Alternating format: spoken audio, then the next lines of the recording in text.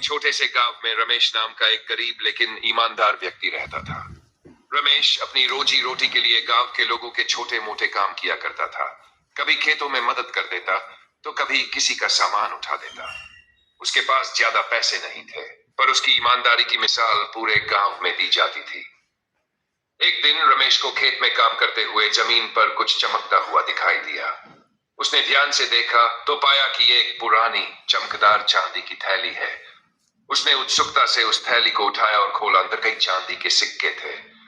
रमेश का दिल थोड़ी देर के लिए ललचाया और उसके मन में एक ख्याल आया, अगर ये पैसे मेरे पास होते तो मेरी कितनी मुश्किलें हल हो जाती। लेकिन कुछ ही पल बाद उसने अपने मन की आवाज सुनी और खुद से कहा, नहीं, ये पैसे मेरे नहीं है, ये तो किसी और का गिरा हुआ माल है जिसे लौटाना ही सही होगा। रमेश ने तुरंत फैसला किया कि वह इस थैली को इसके असली मालिक तक पहुंचाएगा। गांव के चौक पर जाकर उसने जोर से आवाज लगाई और लोगों को बुलाया, ये थैली मुझे खेत में मिली है, इसका असली मालिक आकर अपनी पहचान देकर इसे ले जाए। गांव के लोग रमेश की ईमानदारी देखकर दंग रह गए।